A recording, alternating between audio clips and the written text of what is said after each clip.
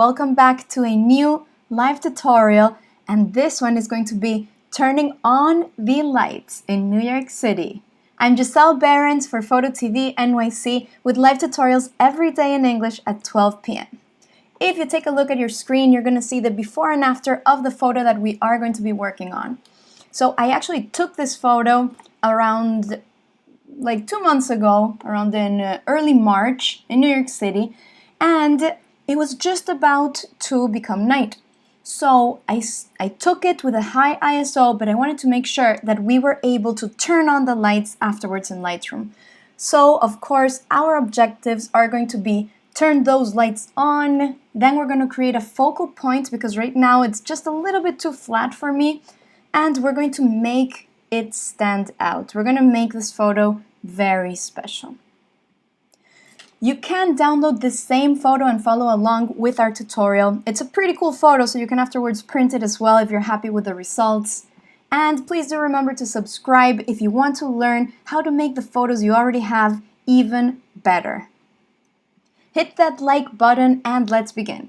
So here's my Lightroom space. This is my workspace, and this tutorial is an intermediate level. So you should be a little bit familiar already with Lightroom. And if you're not, stick around. Please do subscribe because we are going to have more live Lightroom tutorials starting from scratch. What is Lightroom? How is it used? And why do we want to use it? So we're first going to start on our develop module right over here. And I'm actually going to reset all of the settings because I did do one setting that is one of the most important that I want to show you. As you can see, we have some lines and some angles here, which are a little bit wacky. We can see the Empire State Building, but it's not straight. And then we have this one over here. Now, this happens because I did take the photo with a wide angle, and it was all the way open to around 16 millimeters. You can always press your I key. And I am going to be showing you some hotkeys, so if you press your I key right there on your corner, on your screen, you will be able to see the information of how this photo was actually taken. So it was at 16 millimeters, how I was telling you, very wide angle. It does distort, and the ISO was at 4000, which is pretty sensitive. We are going to have some noise happening because of that. But no worries, because Lightroom is going to help us fix that. So the first thing that we want to do is correct these lines, and we're going to go to transform. In transform, we're going to press, well, let me get my rectangle. We're going to press the auto button, and the auto button is a really cool button because it helps us correct the lines that we have and the angles that we have in our photos. Sometimes it works first off at the bat, and then you don't have to do anything else. However, Lightroom does give us some manual controls down here, and right now I still see that my Empire State is a little bit tilted, and this really extremely tall building in front of Central Park is still as well really weirdly angled. So I'm going to go to my vertical over here, and with my manual controls I'm just going to adjust it to the right. I don't expect 100% accuracy, but I do expect improvement. So I think that around here is good. Now we can start seeing how my Empire State Building is straighter, even though it's still a little bit in angle. But if we see our before, and you can always press your backslash button for the before, it's always important to know where we came from and how our photo was before we started working on it, so we don't get lost. And we see our after, and it's pretty better. So I'm going to press my R just to go to my cropping. There we go. With Shift, and making sure that our lock is turned on, because we don't want to lose that proportion that it has. I'm going to crop in just to make sure that these elements on the sides are out of my visual area. And by visual area, I mean anything that is live in the photo. So I think that around there is good.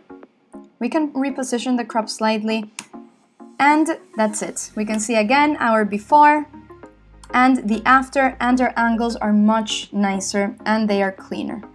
We can also go to lens corrections and just turn that on, that enable profile correction, as well as remove chromatic aberration, which are going to help us even further eliminate the distortion that it has because of the wide angle. So now we're going to start again over here on top of the basic. And the first thing that we want to do in basic is turn these lights on. It was very dark, it was about to become night. So I'm going to go to my exposure and slide it to the right at around 1.3. What's happening is that we love the information that is coming out, but our blacks are really becoming gray. So we want to make sure that our blacks stay black. We're going to augment our contrast, and we can start seeing how our blacks start adjusting slightly. But furthermore, we're going to go down. We're going to leave our shadows as is for now, and we're going to go to our blacks. So we want to push these blacks to the left to make sure that they're nice, rich, dense blacks, because we do want to make this photo stand out. It was one of our objectives. And I think around there is good. And I'm going to do a little trick. I'm going to open up my shadows just to get some more information out of the same buildings that we have here at the bottom. So I'm going to leave my shadows at 40 and my blacks at -20. You can zoom in and out anytime with your Z button of zoom. So I think that my exposure is good. I still feel that I need to get my blacks darker. I'm going to augment my contrast a little bit further. 45.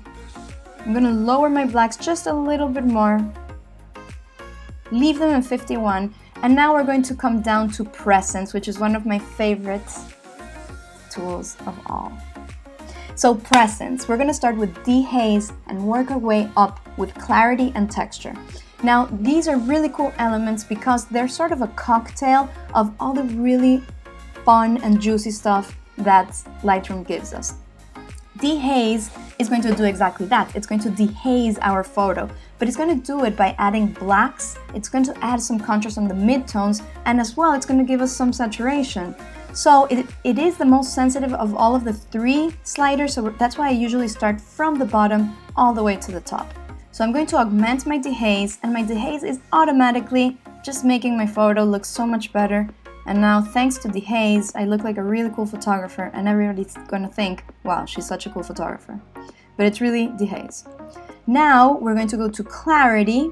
And clarity is going to help us with the edges. It's going to help us sharpen the image through contrast. So it's going to make the darks darker and the bright areas brighter. And that's going to give us a visual sharpening.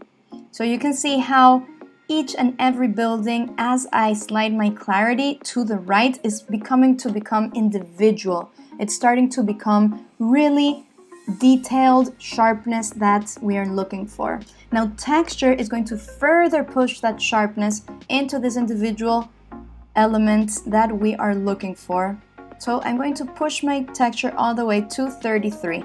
Now if I do step out, we're going to see how our landscape is now becoming to start being alive. Remember that New York City is the city that never sleeps, of course. So let's go down. We're going to add a little bit of vibrance, just a tiny bit of saturation, because we are going to play with some colors, but later on. For now, when I zoomed in, of course, as I told you, I do have my ISO in 4000, so that is something that we want to correct, unless you are looking for a grainy aesthetics, which is totally fine.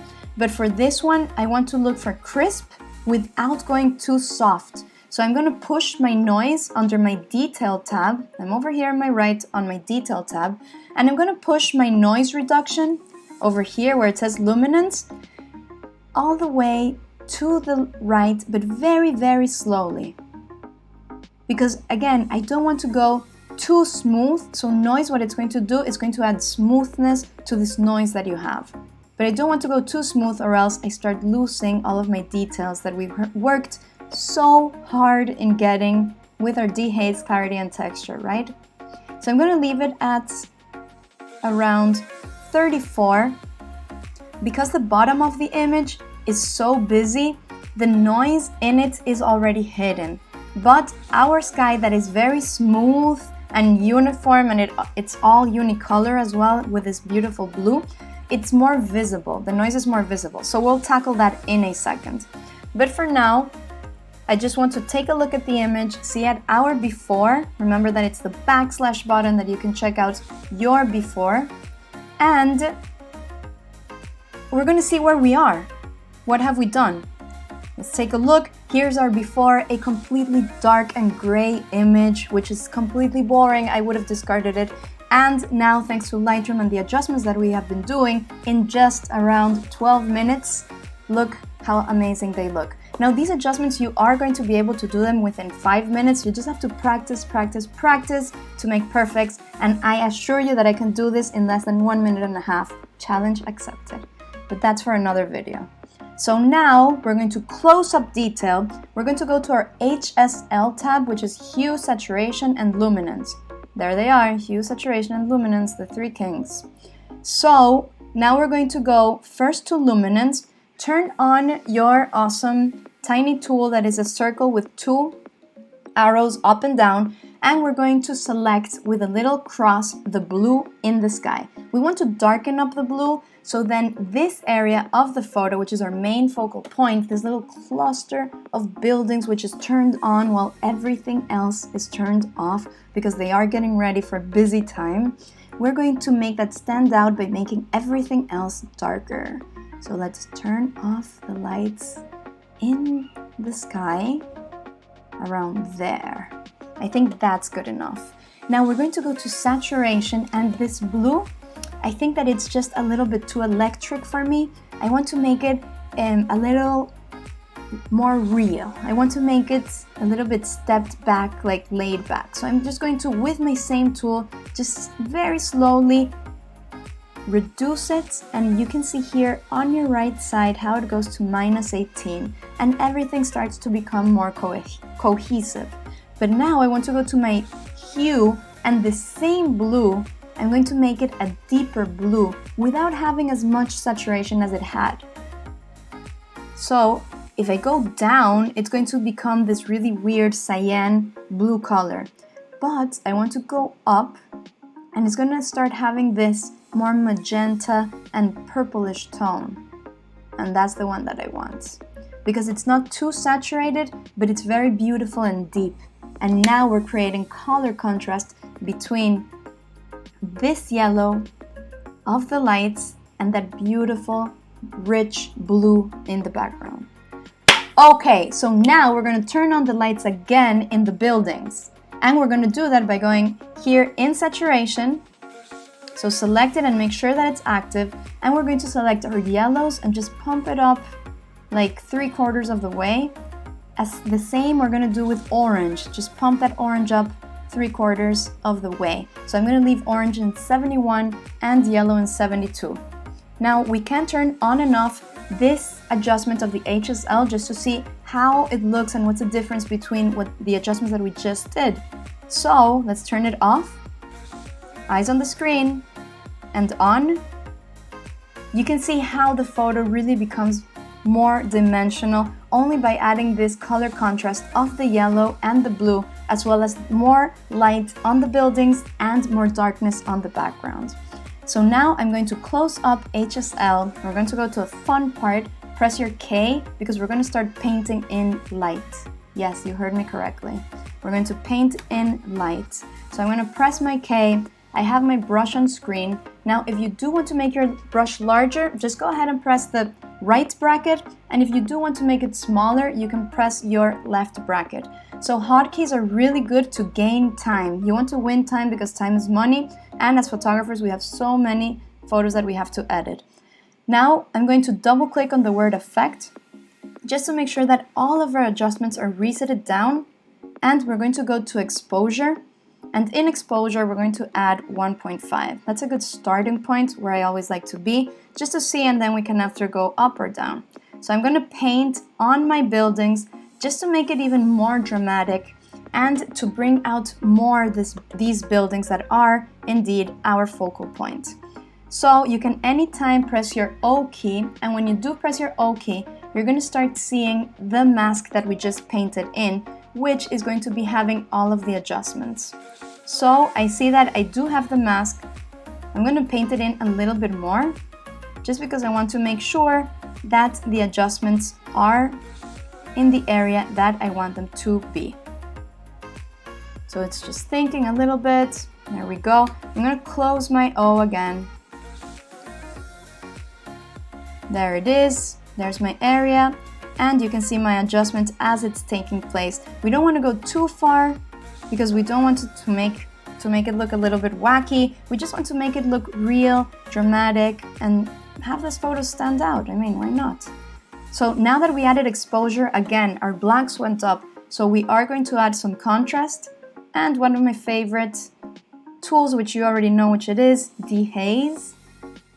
So I'm going to start adding some dehaze, adding some more extra clarity and extra texture on this area. So on the same active mask, I added 1.0 on exposure, 20 contrast, 10 texture, 18 clarity, and 15 dehaze. Let's check out. I'm going to delete it. Take a look at your screen to see the before and the after. So there's the before. And here's the after, and you can start seeing how the buildings really start popping out even more. And in fact, I can even push the exposure just a tiny bit more. I'm going to leave it at 126. So now we're going to press our M key, and that's going to take us to our linear mask, M. And in our linear mask, I did mention that I wanted to fix a little bit more the noise in the sky, because I was happy with how the noise looks on the buildings. It's so busy that it really hides inside. But on the sky, it's so uniform that we can definitely see all that noise. So again, I'm going to double click on the effect when we are on our linear mask, which is right here. We can do radial or linear, but I'm doing a linear first. And I am going to go from the top to the bottom, just like the arrow on your screen. Here we go. Make sure that you have your cross on the screen, because that means that you are on the correct adjustment. So now I'm just going to drag it down around there. And I'm going to go to my noise on the left, right here. I'm going to augment it, and we can press zoom just to make sure to see what the adjustment looks like. You can see that it looks so much softer, but I don't want it to affect my buildings. So I'm just going to go and slightly drag this to the horizon line where I want it to be. And in this same mask, because now I'm happy with my reduced noise, I am going to add some dehaze to bring out the texture of those clouds on the top. Don't want to go too overboard, just a touch, just a tiny touch. Around there is good. Because remember that the adjustments that we want to do are subtle adjustments that add and stack one on top of another to give us that wow factor. So there you have it. Here is your photo. Let's check our before. As you can see, our before photo was completely flat, completely gray with so much haze. And now we just brought out our focal points. The center buildings are really becoming alive, as well as the sky, which has so much texture. It's taking a little bit for my computer to think, but you can take a look on your screen right now. Look at that. This cluster of buildings really became alive, and it is definitely our focal point. Everybody wants to be there. Everybody wants to just immerse in the New York City experience. So what we learned, first of all, this was a raw photo. So this is why we had so much flexibility to turn on the lights. If you do try to do this on a JPEG, and I will have that exercise so we can compare the before and after, you're going to see that on the JPEG, we're not going to have as much flexibility to turn on the lights. Although we are going to be we can do some parts of it, but not like this. The second one is that we fix the perspective. It's so important to have a straight perspective, or as straight as possible, because if you don't, it's going to bother our viewer's eye, and they're not going to pinpoint exactly what it is that it bothers them, but we do want to give them a beautiful experience. It's such an immersive experience that they are going to want to stay in this photo. And we also learned the color contrast with selective adjustments, which are the masks. We did yellow versus our very cool and blue background, making these buildings stand out. So if you do feel that you learned something And remember that you can download this same photo to do this tutorial. Just hit that subscribe button. This way I can continue doing all of these tutorials to make you a better photographer with the photos you already have. And hit that like button as well. We'll see you tomorrow again at 12 p.m. everyday live, making you have awesome photos. Thank you everybody and enjoy your day. Signing out.